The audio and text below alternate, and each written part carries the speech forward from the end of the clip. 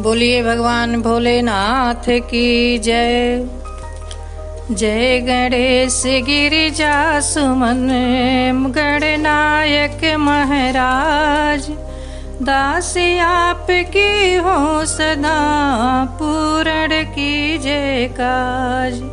जय शिव शंकर गंगाधर, जय जय उमा भवानी, सिया राम की जय कृपा हरि राधा कल्याणी।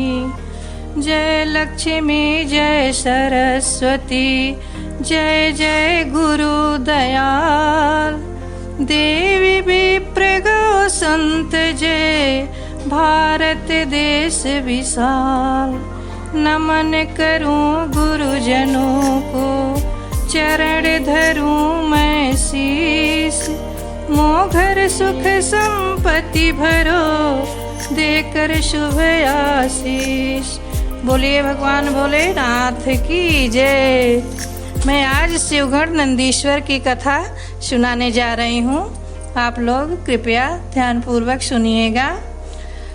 पूर्व काल में शिलाद नाम का एक धर्मात्मा मुनि ने अपने पितरों के आदेश से मृत्युहीन एवं अयोनिजित पुत्र की कामना से भगवान शिव को कठोर तपस्या की। शीघ्र प्रसन्न हो जाने वाले भगवान महादेव उनके तप से प्रसन्न हुए और साक्षात प्रकट होकर उनसे वर मांगने के लिए कहा। ऋषिवर, मैं तुम्हारी तपस्या से प्रसन्न हूँ, वर मांगो।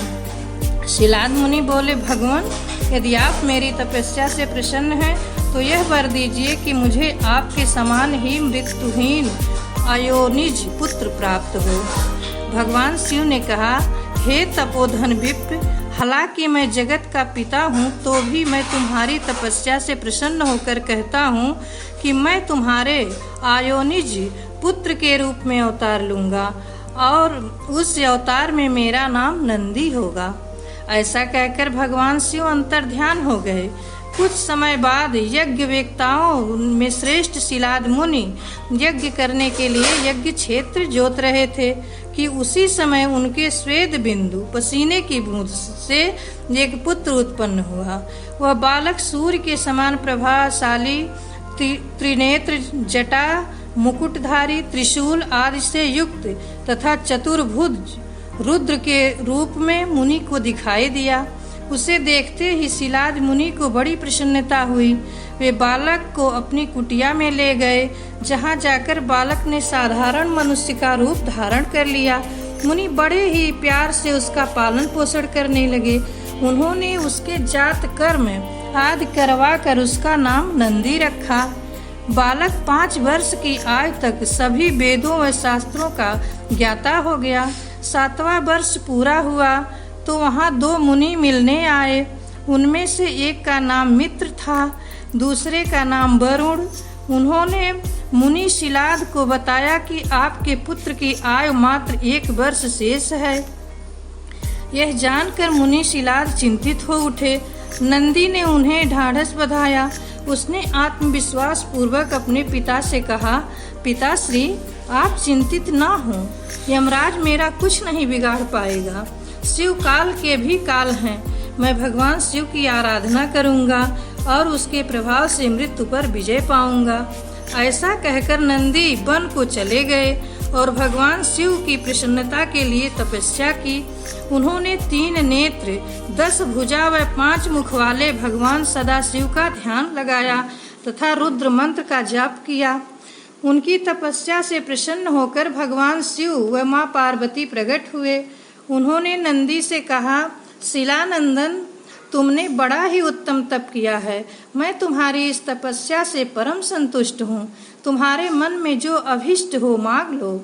नंदी भाव विभोर होकर उनके चरणों में लेट गए।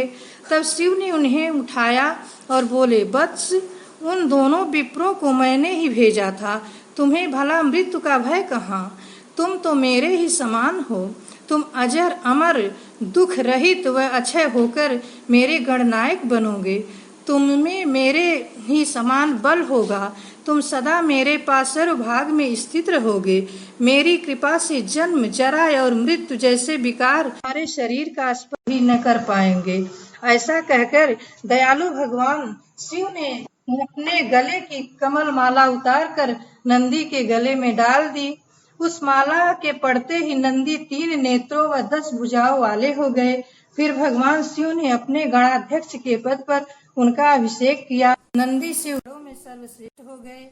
बोलिए भगवान नंदीश्वर की जय। बोलिए भगवान भोलेनाथ की जय।